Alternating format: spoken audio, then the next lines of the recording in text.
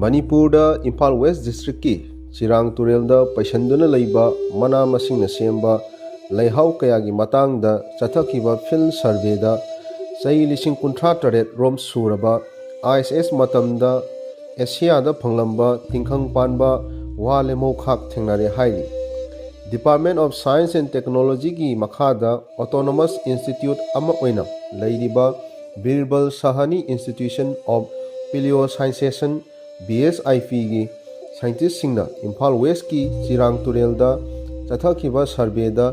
तिंखंग पानबा वागी लेमोखाक अदु थिंगनाखिबनी हाइरि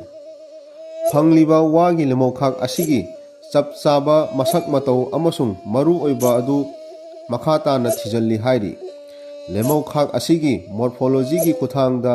मसिगी मसा मको अमसुंग तिंखंग पानबा सरुक सिंग अदु जीनस सिमोनो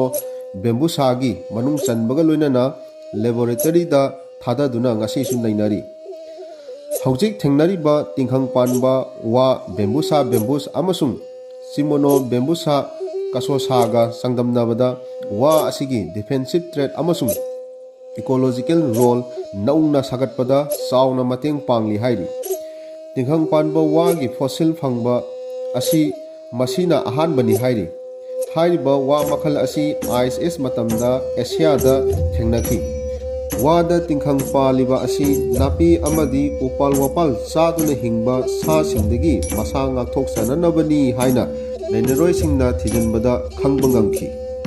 असिगुंबा पोषक अमा थेंगनाखिबा असी यामना सिंथानिंगाई ओइबा अमनि असिगुंबा वा मखल असी यामना इंगबा अमदी ड्राई ओइबा क्लाइमेटता हौरमबनि वा मखल असी यूरोप याउना मालेंगी लेबाक कयादा मुटख्रबसु लेमोखाक असी फंगबना ISS की कंडीशनना अतोपा मफमदा संदोकपा ngamdi इंडिया की अवांग नोंपोक लमदम असी पांबी सिंगना एकता कायदना हौजबगी ख्वाइदगी फबा मफम अमा ओइरि पेलियोबोटानी अमसुंग पेलिनोलॉजी की रिव्यू जर्नल द फोंखिबा मतुंग इन्ना तिंखंग पानबा वा मखल असी थेंगनाबा ngamkhibani हाइरिबा वा मखल असी हौजिक फाउबा मपुंग फाना फॉसिल ओलमद्री फाइंडिंग असीगी मतुंग इन्ना इंडो बर्मा बायोडाइवर्सिटी हॉटस्पॉट असी ISS मतंगी थिजिनबगी यामना कानाबा मफम अमा ओइरि हेना इंगबा अमसुंग ड्राई ओइबा क्लाइमेटदी वा मखल असी मुट्रे अवांग नोपोकी ब्रह्मा अमदी ह्यूमिड कंडीशन ओइबा मफमददी अपनबा अमता याउदना हिंगदुना लाक्ली आइज भतिया पी कुमारी NI सिंहा अमसुंग